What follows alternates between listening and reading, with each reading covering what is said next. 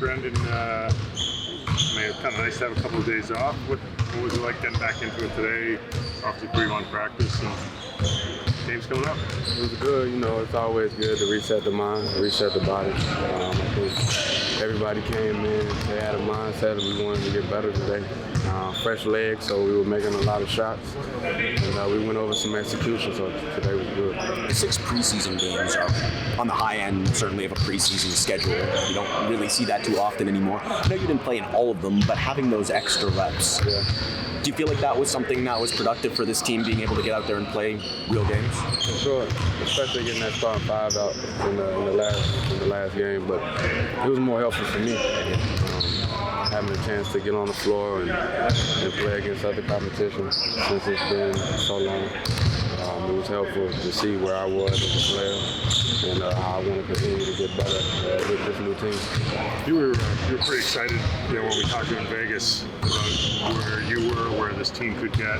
Now you've had a long time to work together, and has anything changed? Do you still see this team as having a lot of upside, a lot of potential to playoff type team? Yeah, for sure. I'm looking forward to it.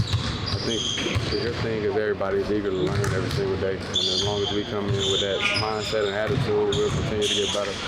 You see how hard we work on the defensive end, so we just tidy up some things on the defensive end and work on our execution on the offensive end, staying poised. I think we'll continue to get better.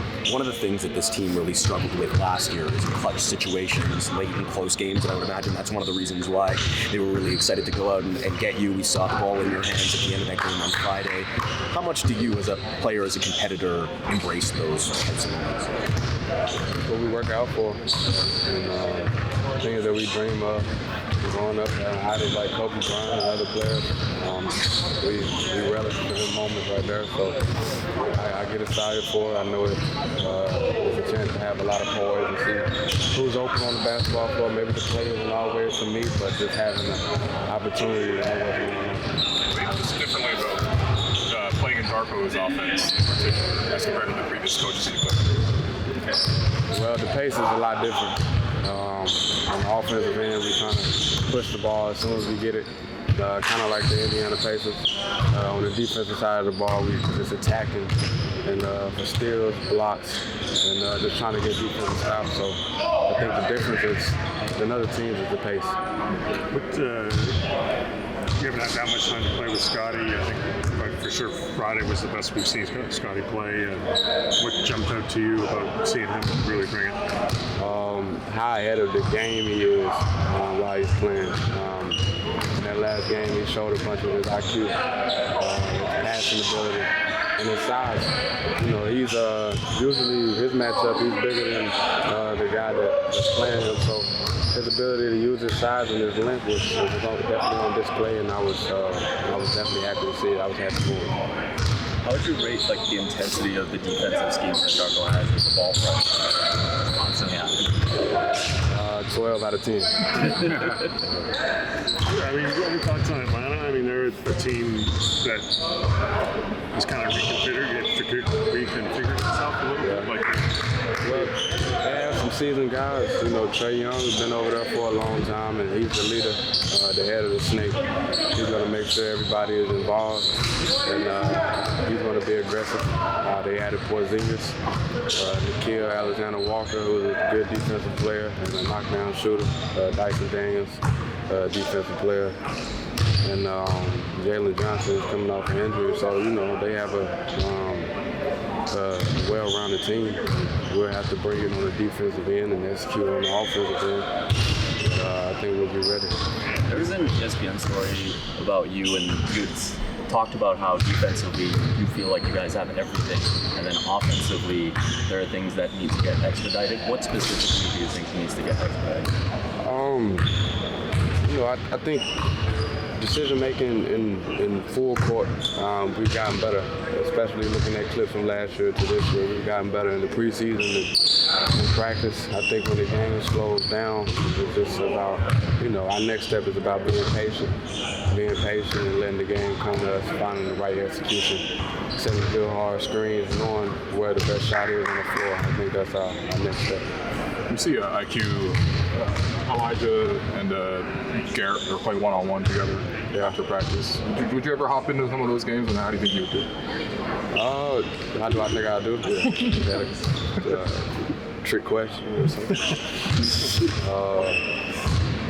I definitely hop in it. When we're not playing every other day, maybe when we got 2 days in between games, but I definitely hop in. I mean, Friday night, you guys played your starters a lot of minutes, and it may be the first game so far where pretty much everybody was kind of hitting on all cylinders. And how enthusiastic or excited did that make you? Why was that? Well, just like everyone seemed to be thriving kind of thing as starters. Yeah, I mean, I feel like we played pretty well. Had a little lapse in the third, some buckets. I'm more focused on like the process. I'm always like a process guy. It's good to play with enthusiasm, energy, stuff like that. But are you doing the right things on a daily habit to give yourself a chance to win every night? So, I feel like we play with great enthusiasm, like you said. Just try to do the right things on a daily. And now, how about your process? I mean, this time last year, you missed most of camp with a thumb, and we know what happened. It seemed like every after that, but not to jinx you, but I don't believe in jinx. I believe in God. But honestly, same thing. You get injured, part of the process. Everybody that's played basketball has been injured before. Not really a guy that's known to be injured a lot, honestly, thank God. So, just try to come in with the right mindset every day and try to get better. Speaking of processes, last year Darko spoke a lot about playing with pace, but not only, transition, but within the half court and making those decisions, whether shoot, pass, dribble, quickly. Obviously, new season, new starting five. Where do you think you are in that process? I feel like we've done a great job of that. I feel like we're playing really fast, especially in transition. I think offensively in the half court we got to be a little bit better, but that comes with time. The more we start to learn each other, what each other likes and things like that, more time on the court, we'll start to develop that chemistry. But I think we're very much ahead of the curve on offense as far as like sharing the ball, space. I think we've done a great job of that. You guys were on the road for so much of camp in the preseason. Now that you've been back in Toronto for a little bit, you've been feeling some of the buzz around the city about the Blue Jays and the run that they're on right now? Yeah, I think a lot of guys are going to the game tonight. Shout out to the Toronto Blue Jays, get a dub tonight. But it's been great. It's always cool to have like a buzz outside of just your sport. It's really cool to have like, you feel like a country behind everybody. Everybody's kind of rallying together, so it's pretty cool to see. Get you excited about what that could look like for you guys if you're able to go on a run? Yeah, absolutely. Even going to like the hockey games when they had their Game 7 win, it was pretty cool to see that, just to kind of get a feel, especially like inside Scotia Arena when we play. So it's pretty cool. We've been noticing you're on the defensive end. You've been taking a lot of, especially like moving screens, but like just the intensity on defense. Even for preseason, I think it really stepped up. How much has Darko talked to you about on that end? What he wants to see from you, pushing pressure in the ball? A lot. Whole coaching staff, teammates, everybody challenging each other, especially on the defensive side of the ball. What we're trying to do on offense, we got to start it on defense. So it doesn't matter if it's preseason or not. Take every game, preseason, playoffs, finals, whatever game it might be, approach it the same way. Defensive mentality first, and you set yourself up to be successful. Jamal was also saying in training camp how much, he was saying you were the best conditioned player on the team that he noticed in training camp. Thanks, Jamal. Yeah, Jamal's a good speaker, that. But at the same time, I want to know, what did you do differently in this offseason to sort of make sure that you're able to be healthy and sort of play through the whole year? I think always I just take pride in taking care of my body. In the summer, I spent a lot of time on the track, up early in the morning, sunrise, getting on the track, and just trying to be in great shape that I can be able to play on both sides of the ball. Be a great two-way player. I take pride in just being an all-around player, leader, being able to be like a Swiss Army knife that can do anything on any specific night. I feel like that's where my value is on a team, is that I can do a lot of different things. Are you guys starting to get more comfortable with Scotty, the fit around Scotty, yourself, and Brandon? They're three guys who can create on the ball, but also... Yeah, I think when you're playing with great players, it makes it easy, especially on offense. it just makes the game a lot easier when you're playing with guys that can shoot, pass, dribble. You don't have to put as much pressure on yourself, and the game becomes a lot easier. I'm getting like 9 catch and shoot threes a game just by being in the right spots, being ready to shoot. And I feel like I'm a really good shooter, so it makes the game easy for me, honestly. What type of stuff were you specifically doing on the track? Running.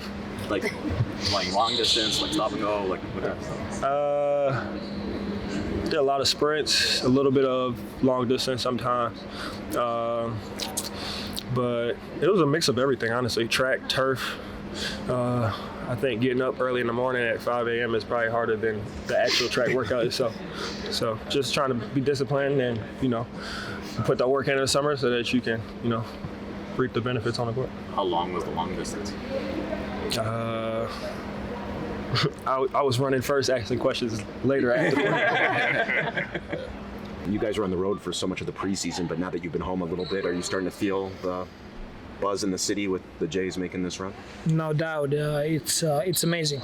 It's amazing to see Toronto, how whole city comes behind a sports team, any sports team. Blue Jays are having amazing season, great playoff run over here.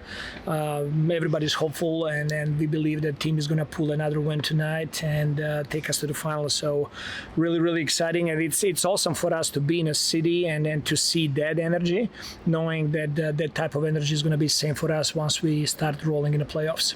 I believe, and correct me if I'm wrong, but I think teams have a lot of say in putting together preseason schedules. You guys played 6 games, which is definitely on the higher end.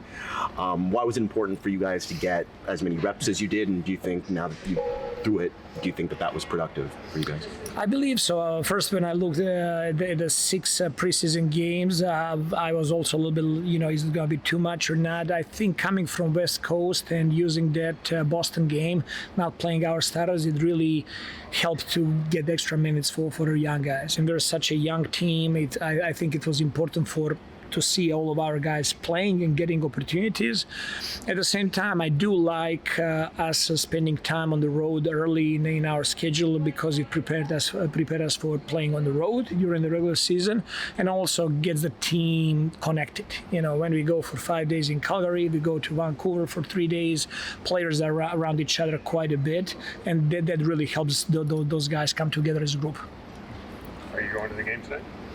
I'm going to be watching from home after I finish my Atlanta prep. Sorry, go on.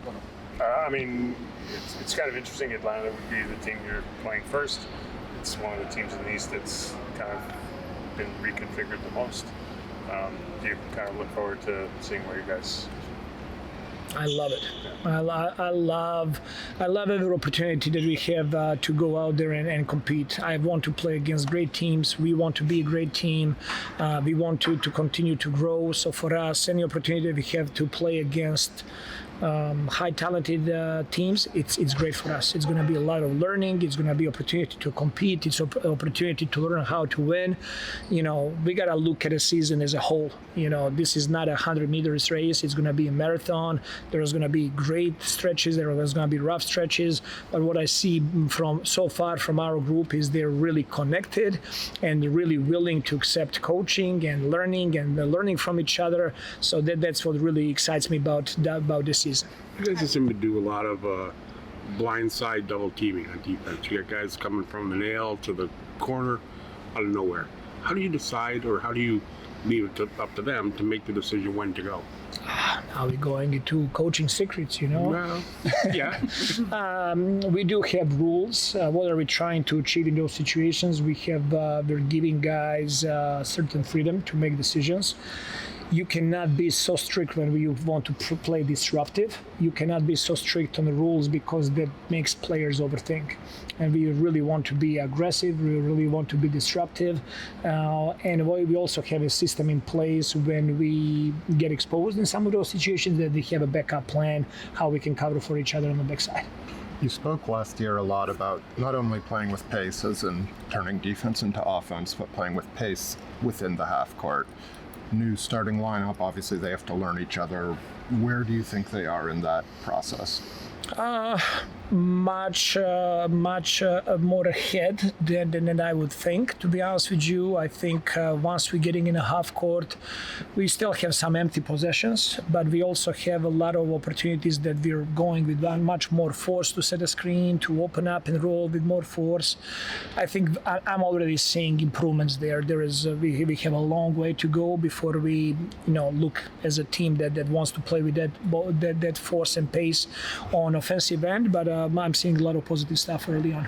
What do you expect from young players like Jonathan Mogbo, based on what you saw from preseason and training camp? What do you want to see from them getting into the new season now? I'm expecting from all young guys to bring a lot of energy, a lot of effort, enthusiasm. Those guys are really working hard every single day.